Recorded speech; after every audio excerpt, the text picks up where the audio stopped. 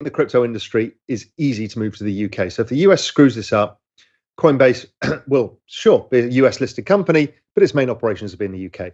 Same for many of these businesses. And I think that's very, very interesting. Germany's already doing a good job with regulation. Switzerland's done a great job with regulation. France is trying to do a good job with regulation. France is pioneering Web3 via LVMH. Yeah, Bernard Arnault is the richest man in the world. Louis Vuitton Moet Hennessy is one of the biggest companies in the world. That's a fashion luxury goods. They've embraced Web3. All the Arnault kind of siblings are all involved. The kids, they're all involved in Web3. And I think we will see more of the fashion brands and more of the industry based out of that. Raoul, who is the co-founder and CEO of Real Vision, provides an update on what's driving global markets and the big picture outlook, as well as discussing regulatory arbitrage and its potential impact on the future of crypto in the United States. Pell also highlights how a combination of factors, such as the continued collapse of supply chain pressures and inflation data, are driving global markets. He notes that the New York Fed Global Supply Chain Pressures Index has dropped significantly, leading CPI by 5 months, indicating that CPI will be back below 2% sooner than expected.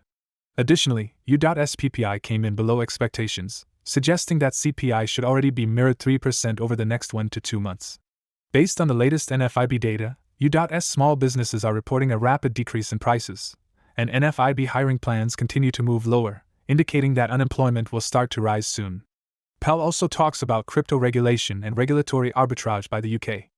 Please take a moment to like this video, subscribe to the channel, and don't forget to drop your comment and observations in the comment section below. Thanks and enjoy the video. This is actually global liquidity. And now look at that fit. That fit is staggering. That fit is so good, you can't argue that there is not a very, very close ongoing relationship. And anybody who says, well, correlation is not causation, listen, you're missing the whole point. Tied in with global liquidity is equity markets. Now, when you say, oh, well, they print money and therefore money flows into stocks, is simply not provable by the volumes in stock markets. What actually happens is the Venezuelan situation where you debase the currency and the stock market automatically adjusts in price. And that's a phenomenon that you see when there's excess supply of money around. And you see it even in your neighborhood. You saw that houses didn't trade at this price, this price, this price. They went from here to here after the printing. That was the change of the valuation of house prices based on the redenomination of assets. So NASDAQ and global liquidity. Now, the GMI Global Liquidity Index is a combination of the G5 central bank balance sheets plus money supply and other measures. And it's staggeringly good. If this is the key driver of asset prices, then all we need to know is what's happening to liquidity. So the next chart reveals a bit more about it, which is the chart of the year-on-year rate of change of that global liquidity index. So you can see global liquidity came sharply lower. That brought all financial markets down. The NASDAQ, being highly correlated and a leverage play, came down more, and crypto, which is even more a leverage play on liquidity, plus the adoption curve, as is NASDAQ, because technology adoption is massive right now. They came down a lot, but as that turned, so did markets turn. And this is where people are scratching their heads. I don't believe it. The market should be going lower. Can't you see there's a recession coming? Oh my God, can't you see that earnings are coming lower? Yes, yes, yes. The market knows it all in advance, and it already is priced. And I've put that out many times, both on Twitter and here on Real Vision, that the markets are forward-looking, and there is this uptick in liquidity was actually forecast by our GMI indicator, our financial conditions indicator, back in March of last year, showing that we would start bottoming and coming up from this level. The economy will follow suit. We're probably in a recession now, and then we'll have the kind of final stages of the bottom of the cycle, and then it claws its way back up again and doesn't become positive, let's say, till the end of the year, where GDP growth is positive again. But we'll have unemployment staying very sticky and prices coming lower. This is the S&P 500 against the G5 central bank balance sheets. And this shows that this is a kind of a plot chart to show correlations. And we've got a correlation of 97%. So there is no argument liquidity is the key driver. You can argue against it. You may hate it. but it is what it is. So once you understand liquidity is everything, you stop worrying about all of the things that you think should work as a model. Liquidity drives everything, not your model, not valuations, not anything else. It's all irrelevant. And it took me a while to understand this or even believe in it, but now I've seen it, I can't unsee it. And that everything code I wrote in Global Macro Investor, I won't be really sharing publicly for quite some time. I think is the real answer to all of this. Pal explains that regulatory arbitrage is the practice of exploiting regulatory differences between jurisdictions to gain a competitive edge or lower regulatory costs. He notes that this approach has been adopted by the UK and the US regarding cryptocurrencies. While the UK has taken a relatively lenient approach to regulating cryptocurrencies, the US has been more cautious, with the SEC taking a strong stance on initial coin offerings, ICOs. Consequently, some crypto companies may prefer to establish operations in the UK instead of the US to take advantage of the more relaxed regulatory environment. Pal highlights the negative impact of regulatory arbitrage on crypto in the US and delves deeper into this topic.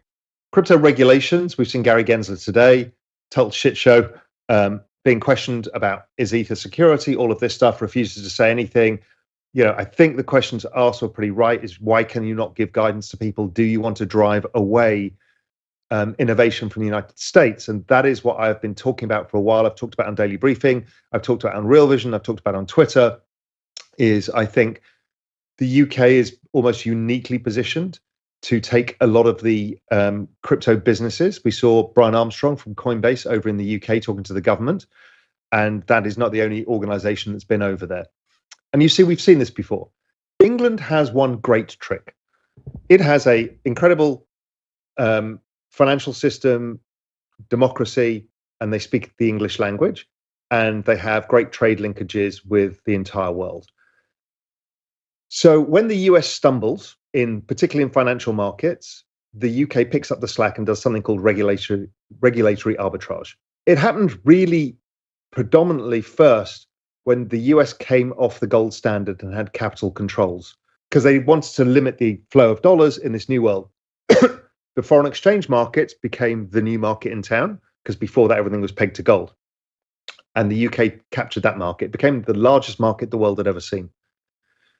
Then the next phase was the US restricted bank lending, or lending to foreign counterparts. And the UK picked that up and developed something called the Eurodollar market, which you've heard from everybody from Jeff Schneider to myself talking about. The Eurodollar market is the offshore lending of dollars. It is the largest lending market on earth and is gigantic. Hundreds of trillions of dollars. The FX market trades trillions of dollars every day. And then after that came another little trick from the UK, which was they saw that the US bank regs didn't allow for the use of capital in derivatives in an efficient way. So it was impossible for US banks to get involved in derivative markets. So the UK changed their banking rules. And they changed their banking rules over something called Big Bang.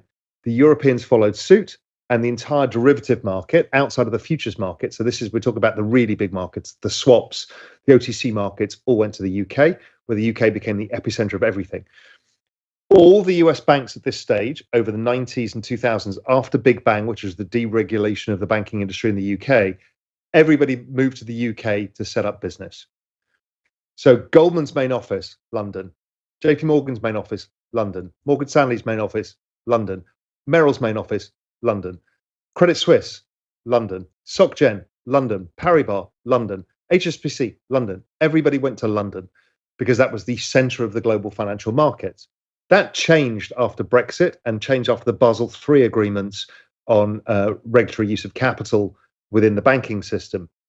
But here we are again. There's $1 trillion industry called crypto. It has been $3 trillion at peak. This is not a small industry.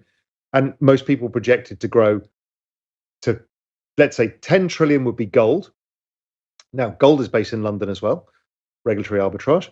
And then if you look at other major asset markets, they're 100 trillion plus, and stuff like the derivative markets are like quadrillion dollars.